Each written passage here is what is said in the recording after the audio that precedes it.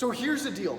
Impromptu video for everybody today. I'm going to be filming and chatting with you while I film the two new exercises that are introduced in this current block with the iron neck that I've been using over the past few weeks. Now, understanding there's a possibility that my form will be inadequate. I have yet to practice these two new exercises. I've literally only reviewed them on paper, and I've seen the video demonstrations of how they're meant to be executed. And of course, I won't be able to assess my own form until I review this video and see how dismal it truly is. Kind of like last time.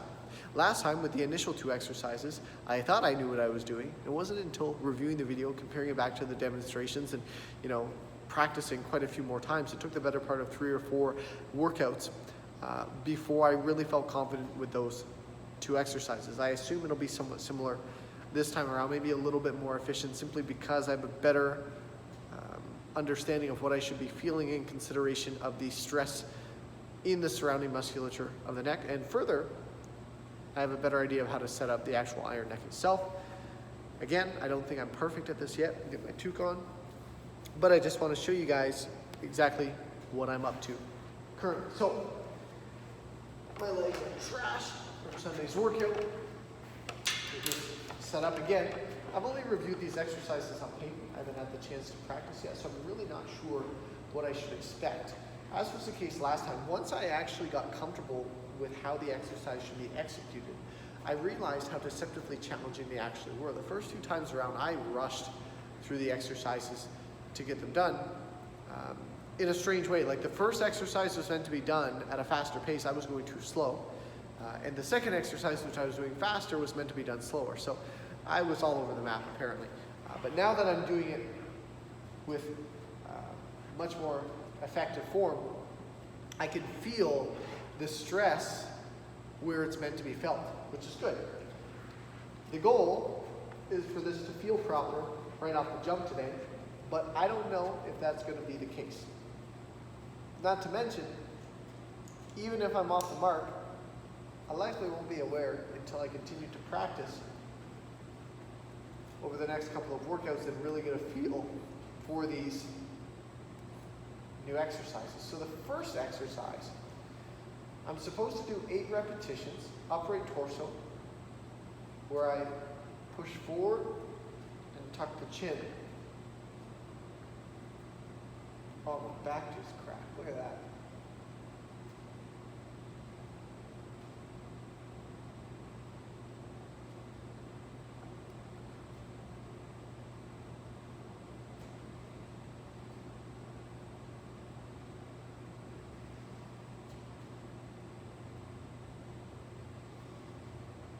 I lost count.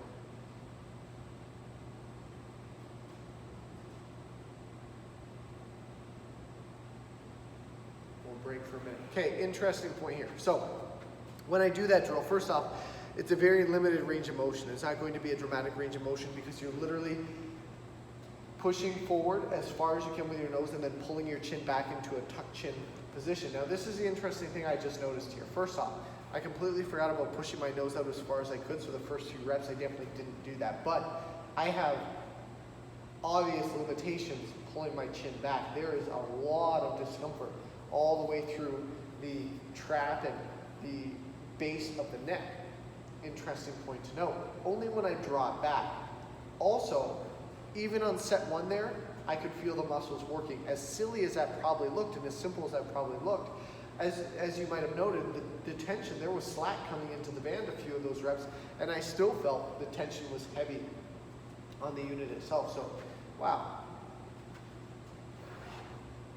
Not to mention, my neck cracked, or my upper back cracked on repetition 1. So let's give it a second set, get a little bit of tension present. Oh, see, I already messed up. I'm supposed to do that. I was so excited to explain to you, I got to do it both ways. So this will be set 1. So we're going to do 8 repetitions here. Chin tuck.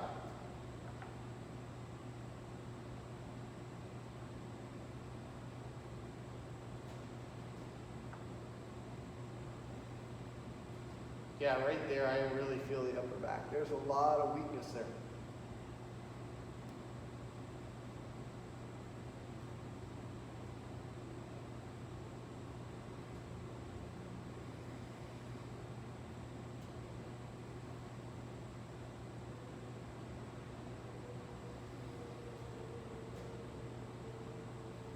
Now I need to turn, full turn, same idea.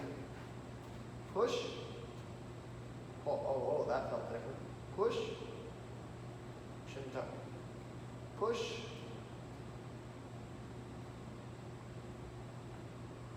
Oh. See, this way feels really awkward. I can't really get a feel for it yet.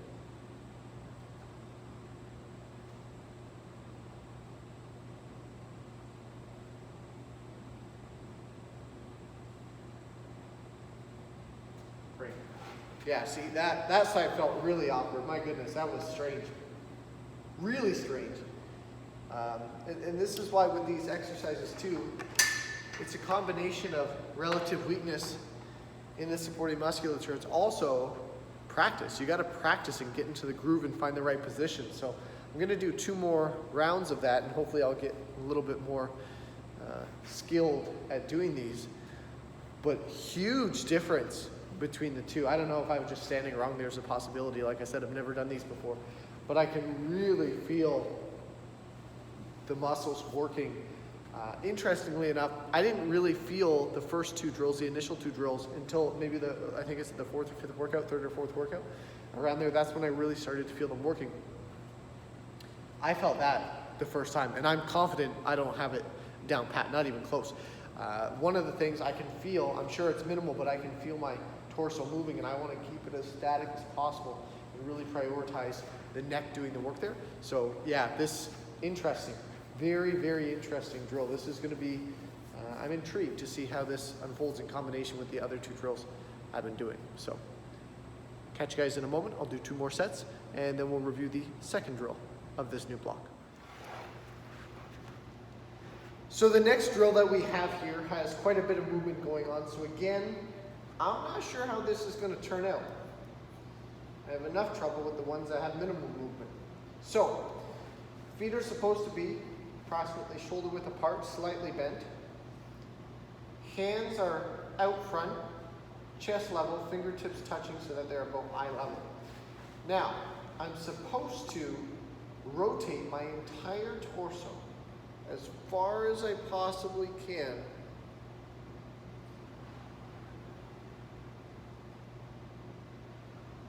five times each way, while maintaining a static head position.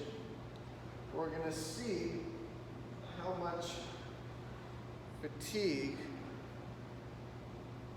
builds up. I don't know what the heck I'm at in the musculature of the neck. Now we're going to pivot. Now I'm supposed to maintain eye contact on the fingertips. So it'll be interesting to see when I review this video what my torso position relative to my head position was, if I maintained quality form or if I completely butchered it. I can definitely feel this.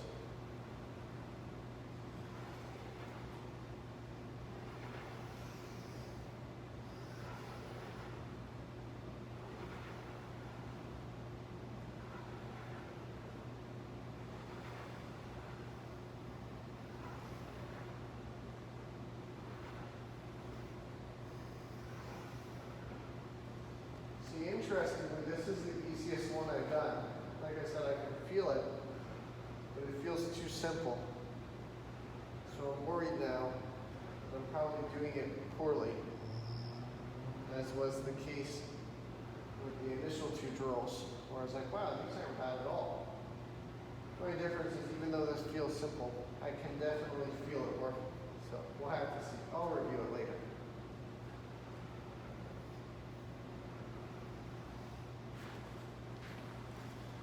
So, those are the 2 new drills, obviously both of which I have to practice quite a bit. But we'll see how these in combination with the initial 2 drills play out. Should be kind of interesting. My neck, as I mentioned in a post earlier this week, feels considerably better. That was interesting. Wasn't able to articulate my thoughts well there at all. But it feels considerably better. If I had to describe it, it would be like if the pain used to be like a 9 or an 8. There's no periods where the discomfort is gone. There's still relative tightness and I guess crunchiness is the best. It feels kind of crunchy all the time, but it's more like a regular 4, sometimes like a 2, 3. Usually worse when I wake up in the morning. Even improving my pillow position and my pillow setup, if you will. Still pretty bad first thing in the morning, but that could also be a byproduct of just being asleep for a few hours. By the end of the day, it usually feels best, but it's definitely improving. Not perfect, but improving, and we'll take that. Slow progress is better than no progress. We'll catch you soon.